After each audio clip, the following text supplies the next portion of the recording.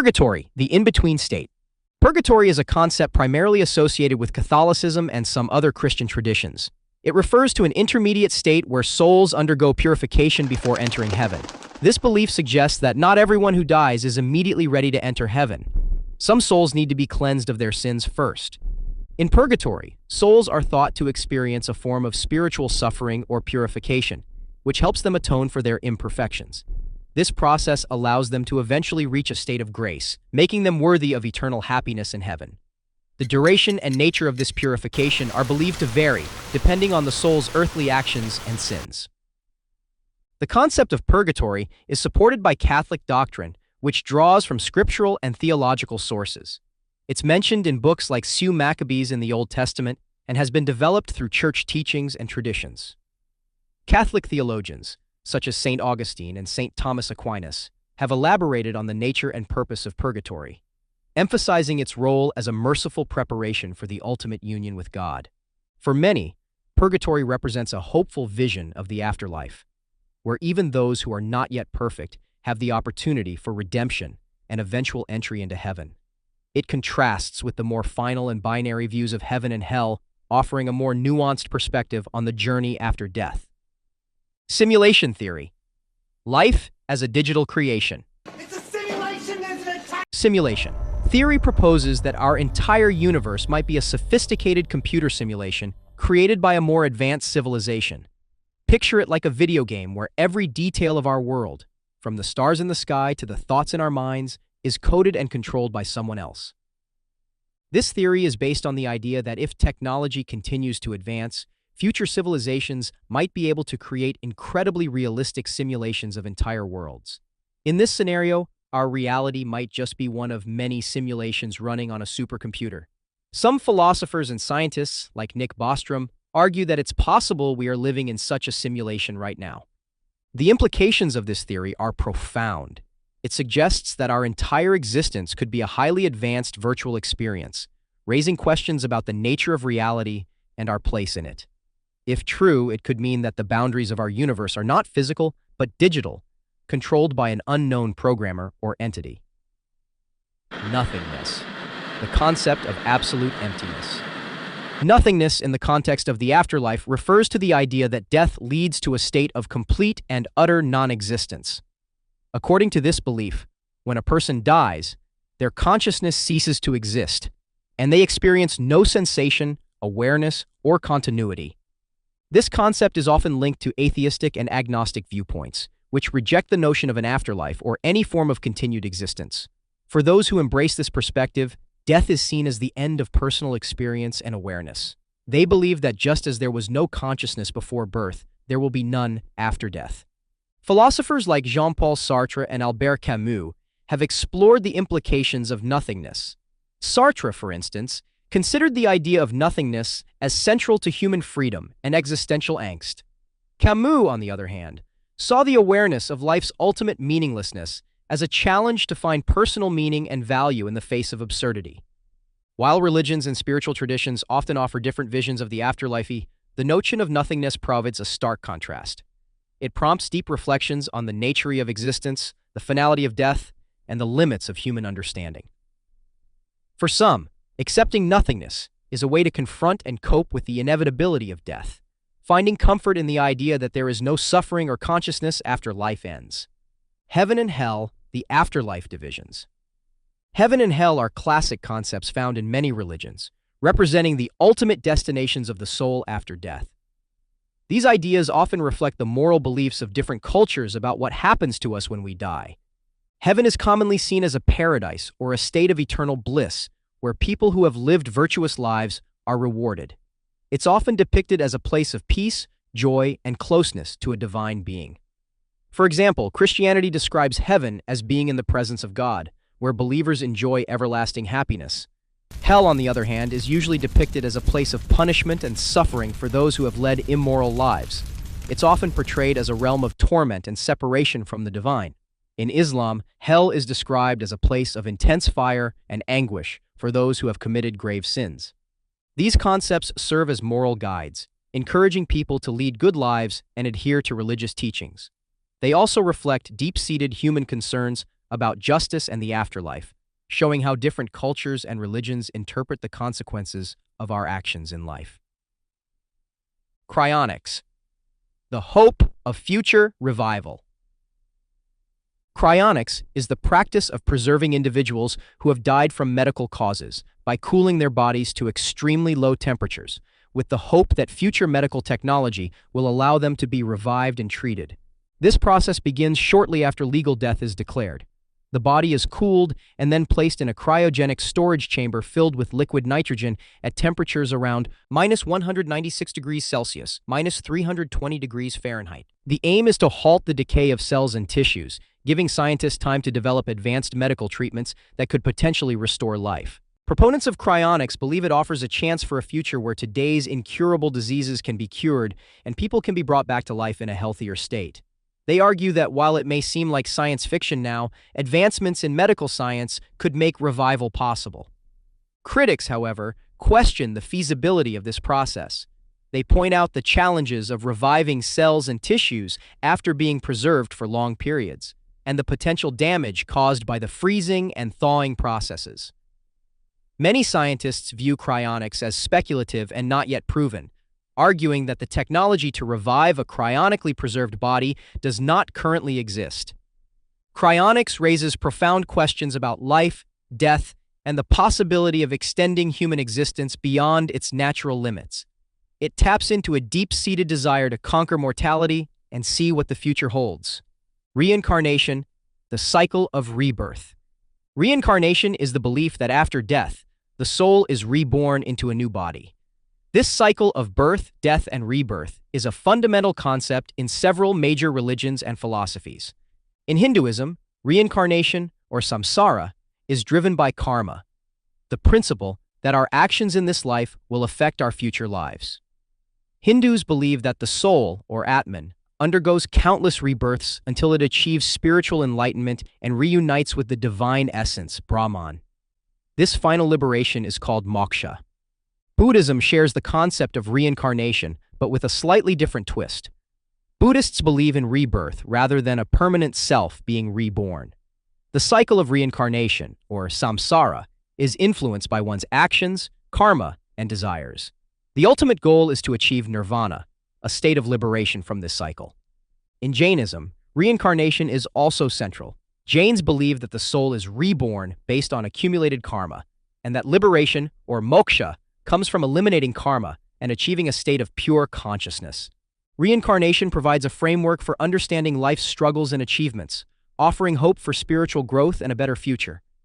It reflects a view of life as a journey of continuous learning and improvement.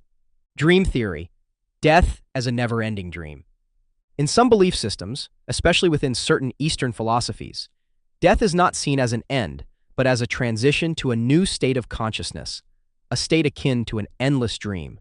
Imagine life as a dream, and death as simply continuing that dream in a different dimension. According to this theory, when you die, you don't actually experience an end.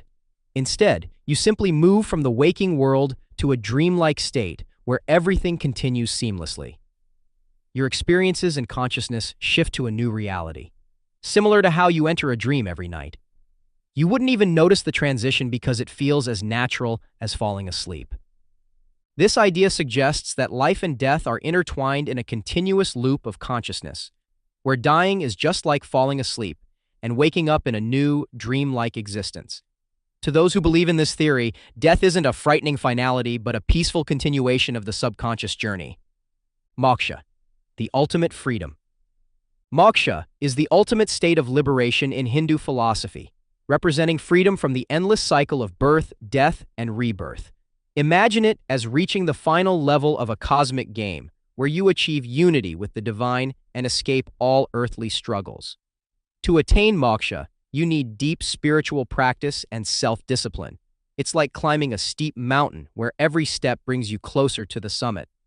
Achieving moksha means reaching a state of eternal peace and enlightenment, free from all suffering and worldly attachments. It's the ultimate spiritual goal, offering a profound sense of freedom and fulfillment beyond anything imaginable. The ancestral spirit world, a realm of wisdom. In many African, Asian, Indigenous Australian, and Native American cultures, there's a belief in the ancestral spirit world, a special place where ancestors continue to exist after death. Imagine it like a spiritual club where you're welcomed as an ancestor yourself once you pass away. Unlike in other afterlife beliefs, here you stay connected with the living world. Your descendants might reach out to you through rituals, ceremonies, and offerings, seeking your guidance or blessings. It's a comforting thought that death isn't just an end, but a transition to a place where you can still influence and support your family from beyond. Journey to the Underworld. Ancient beliefs. Imagine this. After a long life, the ancient Greeks believed you'd take a journey to the underworld. First, you'd cross the river Styx with Charon, a grumpy ferryman who only accepts coins, no credit cards. Once across, you'd meet Cerberus, a three-headed dog guarding the entrance. Then you'd go to the judgment room, where your good and bad deeds on earth are weighed. If you were good, you'd go to the Elysian Fields, a place of eternal happiness. But if you were bad, you'd end up in Tartarus, a dark and scary place where you'd face endless punishment. This belief was part of Greek mythology, showing how your actions in life decided your afterlife destination. Replay, hypothesis, the infinite loop of life. The replay, hypothesis, often linked to Eastern philosophies, is a mind-bending idea suggesting that life is on a never-ending loop. Imagine watching your favorite movie over and over again, memorizing every line and scene. According to this theory, life is just like that, an endless cycle of repetition. In this view, everything we experience is destined to replay infinitely. After you die, instead of moving on to a new existence, you come back in another body and live the same experiences all over again. It's like hitting a reset button on a video game, where each life is a replay of the previous one, with no true end in sight. This idea can be both comforting and unsettling. On one hand, it means you always get another chance to get things right. On the other, it suggests that free will might be an illusion, and we're all just trapped in a loop of repeating our lives. The replay hypothesis challenges our notions of time and existence, making us question whether we are truly in control of our destinies or merely reliving the same experiences forever. Ghosts and spirits, the haunting afterlife. Many cultures and religions believe in the existence of ghosts and spirits, entities of people who have passed away but still linger in the world of the living. Picture ghosts as the ultimate party crashers who just can't leave once the music stops. They are thought to be the souls of deceased individuals who have unfinished business or strong emotional ties to the living world. These spirits might hang around because they have something left unresolved, like returning a borrowed book or seeking closure on a past relationship. Often, they're associated with specific places like old houses or historic landmarks, appearing as shadowy figures, strange noises, or flickering lights.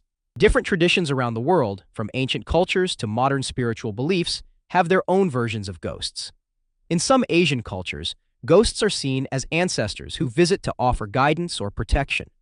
In Western folklore, they might be seen as restless souls who need help to move on. Despite their eerie reputation, ghosts are often seen as symbols of unresolved issues or emotional attachment, continuing their existence in a way that's intertwined with the world of the living. Nirvana, the ultimate cosmic vacation. In many Eastern philosophies, such as Buddhism and Hinduism, Nirvana is considered the ultimate goal of life, a state of perfect peace and liberation from the cycle of birth, death, and rebirth. Imagine Nirvana as the ultimate cosmic vacation, where you can finally relax and enjoy eternal peace after a lifetime of spiritual work. Reaching Nirvana means you've successfully navigated the spiritual path and accumulated good karma, freeing yourself from all worldly attachments and desires. It's like finishing a never-ending marathon, where instead of running, you get to sit back and enjoy endless tranquility. In this state, there are no more worries, no more stress, and no more reincarnation. You are liberated from the endless cycle of life and death, joining a state of pure, unadulterated peace.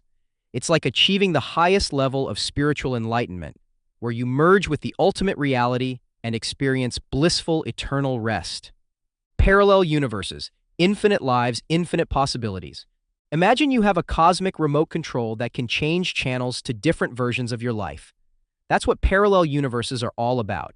Each decision you make spawns a new universe. So, in one universe, you might be a rock star, while in another, you're an astronaut. It's like flipping through an endless book where each chapter is a different version of you.